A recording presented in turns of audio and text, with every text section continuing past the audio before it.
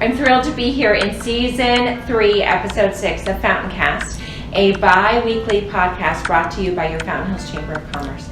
I am Betsy Lavoie, and I'm joined here today with Kristen Milashowski and Dr. Chris Condon. Thank you. We are thrilled to talk about your book, The Richest Man in the Hospital. So let's start out with what made you decide, Dr. Condon, to write this book? You know, it was a long time coming. I had thoughts about writing the book many, many years ago, but really the thing that spurred it on initially was I was in the backyard of a home that I lived in Massachusetts at the time, and it was in the fall, and one of my neighbors came up to me, and he said, you know, I see you working all the time. You never stop. You're always on a Sunday, you're out here raking leaves, it's raining out. What are you doing? Rest. Go be with your family. He says, you don't want to be the richest man in the hospital. And I remember thinking, boy, that's a message I'm supposed to hear. But I kind of blew it off. Mm-hmm. And then, you know, as time would go on and life would have it, I learned a lot of lessons. And so I wanted to put those in the book to inspire people to think a little bit about what they're doing and how they're living. Right. Yeah. Well, it's interesting because I had shared with Kristen yesterday, it is a small book, which is great because it's a quick read. Yeah. And a lot of times people won't pick up a book because they don't think they have time or what have you. Yeah. But it's mighty in content. Well, I mean, you know, thank you, but the message is supposed to be really, it's a why book, not a how-to book. Right. Mm-hmm. And I don't think it has to be lengthy to make an impact, at least I hope so. Right. And, you know, a lot of people don't read these days. Yeah. So I thought if it was covering multiple different points, then it would get sort of lost in the mix. So I hope that got through. And perhaps the reason I thought it was mighty in content is because I love books like this. Yeah. I love motivational books. I love self-help books. I love books that inspire you to want to do better, be better. And even though the chapters are not very long, they're rich in content. They have a solid message, each and every one of them. So yeah, that's great. I'm thankful for it. Yes, yeah. I did like it. Absolutely. And I think Betsy and I both said this reading the book, the message is very simple. Mm-hmm. It's not hard to understand. You don't have to go back and reread it. Yeah. It's so simple, but yet we as Americans or people of the world overlook the simple message. Yeah. So it's I always say, simple. the simplicity isn't or shouldn't be confused with being easy. Mm-hmm. Yeah. To implement the strategies and the mindset is not easy. It's simple stuff, but we can screw the simple stuff up. You know, they say knowledge is power, and I'm like, well, not really. Because I think a lot of us know things, but we don't necessarily do the things. And when it comes to our health, I think a lot of times we do know better, but we don't do the right thing. It's a discipline, it's a process, it's a learning and being able to implement and adapt over time. And that's one of the chapters in the book is that Picasso principle, I call it, where, you know, repetition over time creates that masterpiece that you're striving for. And if you're not really trying to make yourself as good as you can be, I don't know, I think we're missing the mark. Mm-hmm. And in terms of our health, I mean. Right. You know. I never thought of our health as part of your asset portfolio.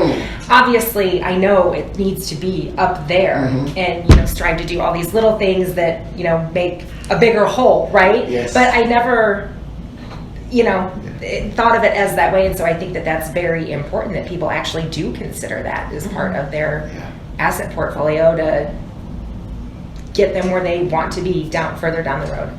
Yeah. And when you say that perseverance is all powerful, that's huge. We talk about all the time how just showing up is 98% of winning. And this is just showing up for you, for your health and doing the right things. It's so easy. We know most people know what to do, but still fail to do it.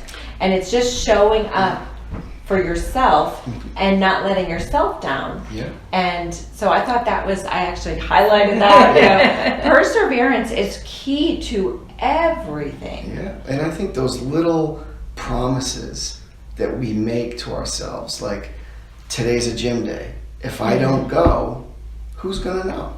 Does it really matter? But you know. And when you make that promise and keep that promise, you're taking that next step toward being better, being the best version of yourself. And, you know, George Clayson's book, The Richest Man in Babylon, was what made me think, you know, he missed this, you know, if it's all about wealth accumulation, but our health isn't in that asset portfolio, I mean, look at all the people with all the money that, like, there's a piece in there about Steve Jobs, and I think he was, what was he worth, like 40 to 60 billion or something like that? Yeah. And he said he would have given it all up to have his health back. And I think it sounds like a cliche until until it happens to you.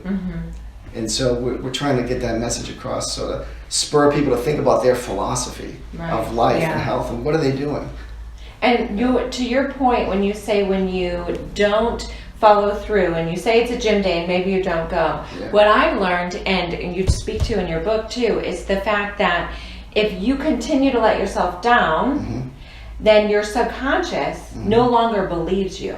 Absolutely. So guess what happens? Yes. The next time you say that you're going to go to the gym, your subconscious saying, are you? Right. Are you actually going to do that today? Exactly. And so you have to continue to really be accountable to yourself so that you will be more successful. That perseverance is all powerful. I mean, it's truly. It drives you and it guides you, and it's a discipline. And the good news is I always say to patients, you don't have to be perfect. You don't even have to try to be perfect. That's just an impossible goal, right? No one's perfect. But I had a philosophy teacher say, you want to balance, you want to weigh out the cumulative, constructive survival values versus the cumulative, destructive survival values. I thought, wow, that's another one that I should be thinking about. Yeah. And it's so simple, but it's like, you kind of know when your diet's off balance. You kind of know when you're not really exercising enough, or when you're, whatever it is, maybe you're staying up too late, or you're spending way too much time on the computer, wasting your time, and wrecking your posture because you're forward, and all that stuff, right? And so we're always I'm trying to recalibrate all the time, and just try to be aware, and I think the awareness piece is what that book is about. Well, when you talk about the cognitive dissonance, right? When if it's such a contradictory thought process that people will fight it, like literally in history, fight it. I think that is really profound too, because if someone, I say that we all know what to do. Well, that's not true. Not everyone does know what to do. And so that would probably be the first step. But then making yourself aware, and I don't know which chapter that's in, but when you said, when you always believe your thought process, but do you ever say, is there anything else I need to learn? Am I on the right track? And humility is a good thing, and the more I learn, the more I know I don't know. And the more I'm aware, like, okay, there are perspectives on just say healthcare that I wasn't aware of that. I didn't know that 5 years ago. So we should be evolving and growing and learning all the time. And I think the danger can be if you have the wrong knowledge and you're steadfast and you're stuck, then knowledge is power, but it works both ways. What if it's the wrong knowledge? Right. How do you guide, if I can interrupt, how do you guide people who may be older and this is what they've known their entire life? How do you guide them to that different path? Like it's hard. Mom's cooking wasn't the healthiest. How? Well, it's like, because I talk a lot about nutrition, food choices. I'll talk about uses of supplements. Okay. I'll talk about even the hot button is vaccines, and COVID brought up a lot of angst. Absolutely. So when I'm as philosophically grounded as I am, that the body can heal itself, that it's a self-regulating, self-healing mechanism, as long as there's no interference, and that's the hard part, right? But if I believe that, and I see examples of it over and over and over and over, and I think the intelligence of the body is greater, that innate is greater than our educated, then it's easy for me to have a certain position on certain issues, right? But to get other people to believe that or understand that or say, hey, I didn't think of it that way. Those are fighting words. Yeah, it can literally. Be. Yeah, I mean, COVID was really a contentious time. Yes. And so, what I've done is I've done the Socratic method. I would ask questions, and then they would reveal to themselves, wow, I didn't really know that. Right. And then I'd hand out studies and give people information. And I think once people have a different kind of information, then they can start to think differently. But they don't know what they don't know sometimes. Right. Yeah. And maybe sometimes just for people to hear themselves say it out loud, they might not be talking about nutrition with their friends or their family. And when they start to say it out loud to someone, anyone, they might realize that, I ate fast food every day this week, or, you know, then they start to, like, once you say it out loud, sometimes you realize it. Awareness, that self-awareness. Leading that talk.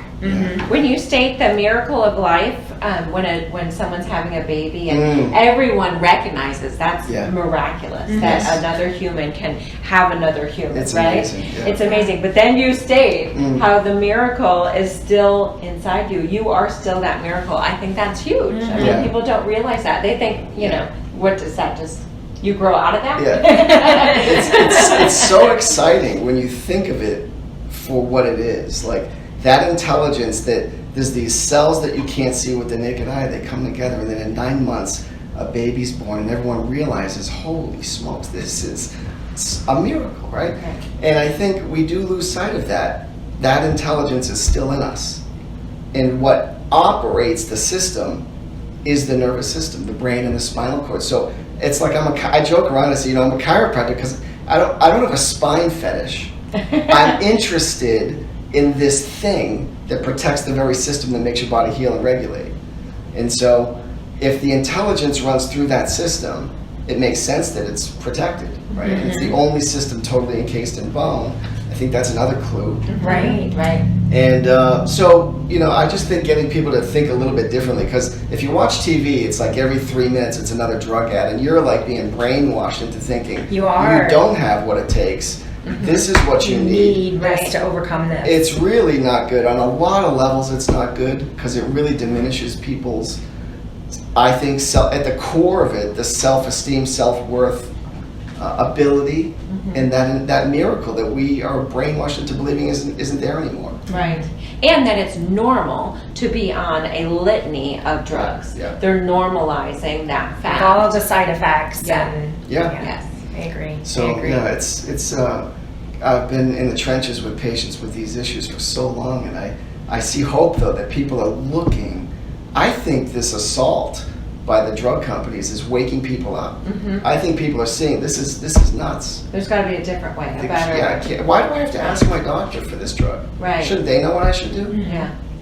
Right. Exactly. Yeah. I thought it was profound when you mentioned the AMA. Is run by lobbyists for the pharmaceutical companies. That was, I mean, that makes sense. I just did not know that already. And it once you take a deeper dive into some of those things, I'm sure it gets even scarier than just that blanket statement. There's so much out there now that's really, you know, the whole idea of misinformation or disinformation is an attempt to, you know, get people to not believe this information that's really out there now. And if you do your own reading and research, you can clearly see this collusion between these big agencies that I think are, sadly, a lot of them are captured agencies now by corporations and things like that. Right. And so, you know, it used to be years ago people would have full faith and trust in their doctors, and it's important to have a good relationship with your doctor, but I think you also need to be working on the self-awareness thing and working on understanding how these systems come together and how these decisions are made and why you're getting the advice you're getting from your doctor. And is there really balance in it? And are you ever really understanding the causes of your challenges with your health? Right. Rather than just, okay, well, this is my diagnosis and here's how you treat it. Yeah. And always treating with usually medicine the symptoms, not that cause. I know you speak at length about We need it. It's crisis care. Yeah. We need crisis care, right? But it's not health care, and that's the dilemma. I talk a lot about contradictions, right? So how do we call this system that's the treatment of sickness, symptoms, and disease with drugs and surgery health care? It doesn't make you healthy. Right. So no amount of drugs in your blood makes you healthy. You know, so you can manipulate chemistry and physiology, but that doesn't put you on the path of wellness, which is an active pursuit. We have to plug in these strategies. Right. And you even say, if that if being on more pharmaceuticals was the path to health, then the person who takes the most drugs would be the most healthy, and that's obviously not the case. So I thought that was really, and that goes back to your simple language, but you say it in a profound way. Like, to me, that it makes you think, and it makes people hopefully inspired. Yeah. That's the idea. So we just want to get people to get a little bit more excited, a little bit more excited about their health potential, that you have what you need to heal and regulate, and really focusing more on, like, how do I remove interference, physical, chemical, even the mental, emotional, and all this stuff, I think is stuff that it goes back to, it's simple stuff, but it's not always easy in a busy world, right? And we all have things to do. Right. And I think about, like, being a human being instead of a human doing, right? And just kind of try to work on that. One of my biggest takeaways from the book, which you've alluded to here, is you are in control of your life, right? Yeah. And we have, with social media and the news and TV, whatever it may be, we have so much pushed on us, the pharmaceutical drugs and fast food, ultra processed food. Yeah. So we have to push past that and be more in control and make those choices. And you even alluded to maybe, being called a control freak by friends. And I'm like, oh my gosh, I can totally relate to that. I've been called that a few times. But you have to make the right choices for yourself and your family. And socially, that could be uncomfortable, right? Like, if you're on some kind of a plan or a diet or whatever that thing is that you're going through, and then other people around you, maybe you say, what, I'm not gonna have alcohol for 3 months or whatever it is. And then you're in a social scene where everybody else is drinking, then you're going to be in that position. And your friends don't like it. They're like, no, you need a drink. No, I'm fine. I don't need a drink. Whatever it is. I'm having a good time without having a drink. Yeah, it's funny, but we all face that stuff. Yeah. And the social media that you mentioned, that you talk about in the book too. My daughter and I just had this conversation the other day, because a year or so ago, and we were talking about fat shaming and things like that. Of course, you don't want to shame anything or anyone, because who are we to judge, right? But it has turned into celebrating unhealthy ideals instead of really being just, good people to all people. It's celebrating an unhealthy lifestyle, and that we've gone down, social media marketing has gone down another path in that. And I know that we've even talked about, models for Sports Illustrated and such were models because they are the exceptional. They are the top 2%, and they should be paid more because that's who they are. And then when we normalize someone who is not exceptional, perhaps, or an unhealthy lifestyle as a model, it's really damaging to young people. I think we should all strive to be better. We should all strive for a healthier being and a healthier look, and not normalize something that's 150 pounds overweight. That should not be a model on a cover of a magazine. I agree. I think there's a difference between, I often think of, there's a difference between acceptance and advocacy.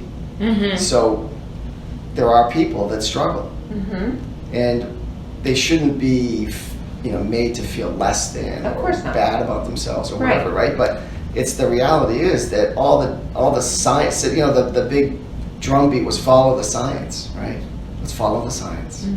All the science says that a certain body composition is healthy, right?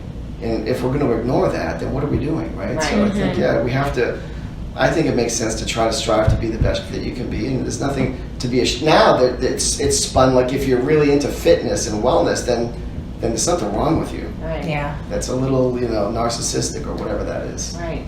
Which is so damaging. Yeah. And that's the part with the social media that we were talking about, because, I completely agree. Nothing should be looked down upon at all, but it should be celebrated if it's a healthy choice, right? So common sense, right? But people these days, it's kind of gone off the rails, and I think people don't know what to believe or think anymore. Right. And whatever your thought or belief system is, you're afraid to say it. Right. Yes. And that's not good. That's not healthy.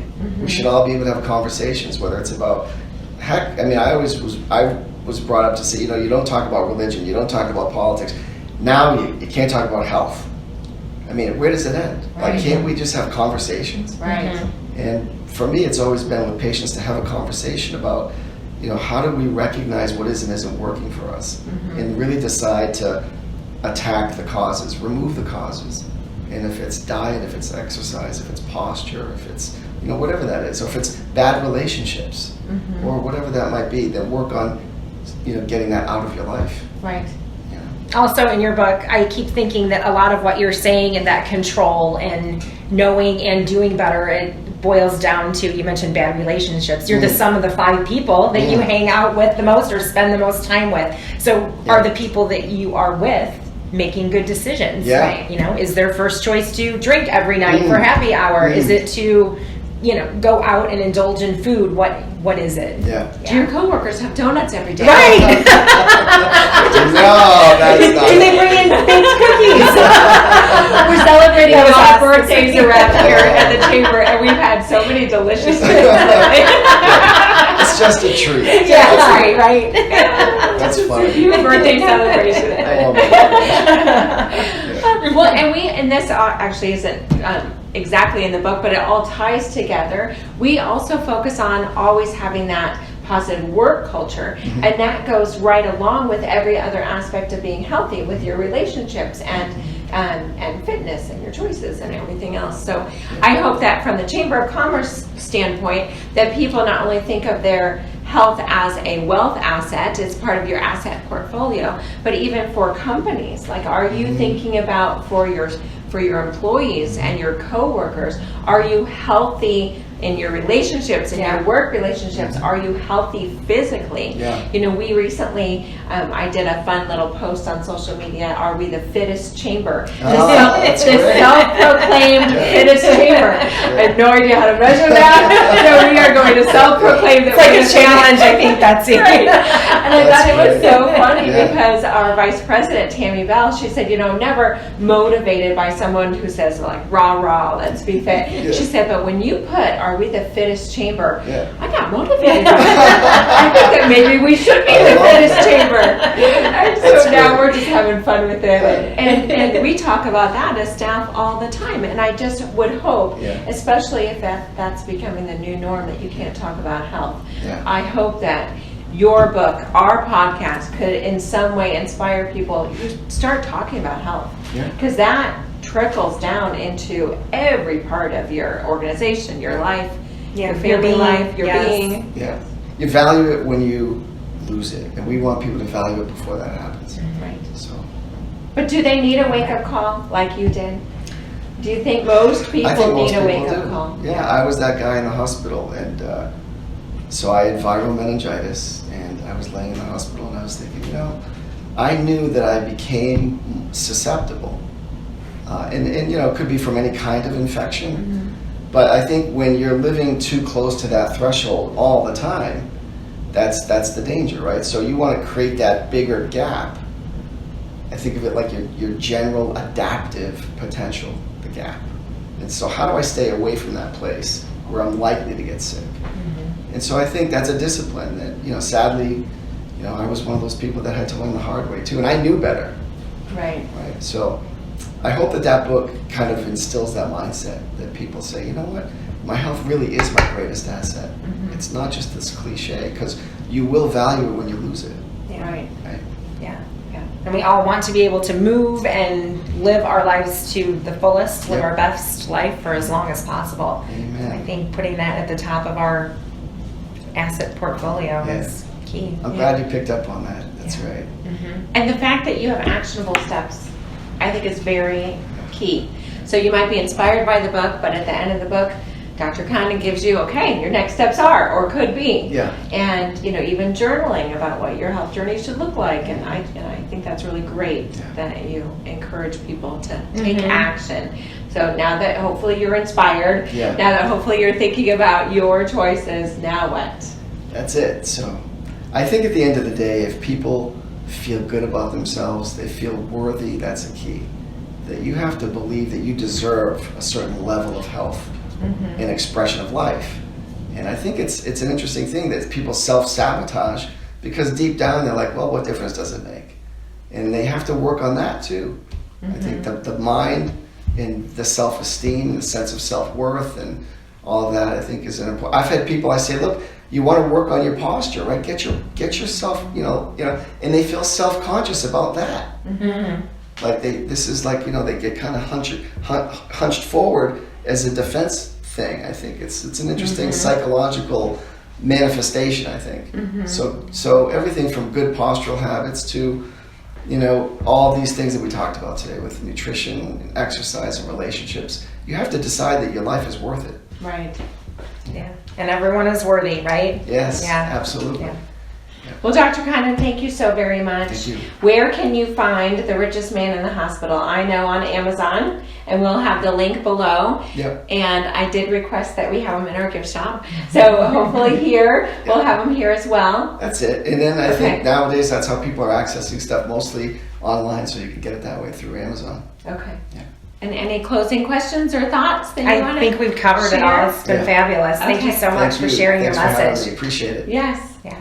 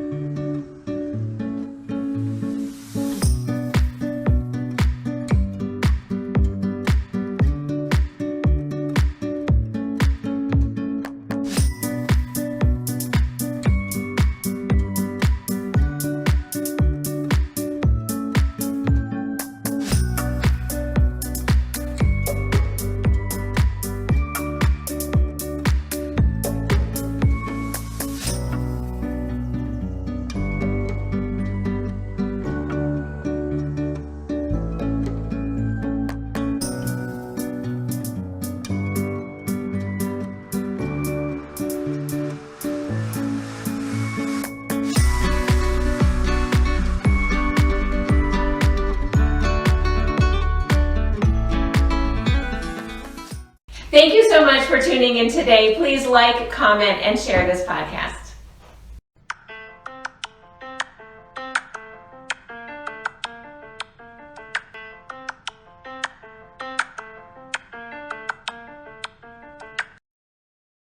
So sorry, Chuck. That was great. You were great.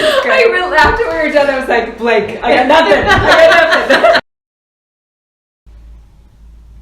Do I have a closing thing? Do I normally have a closing thing? You have an outro? Don't I?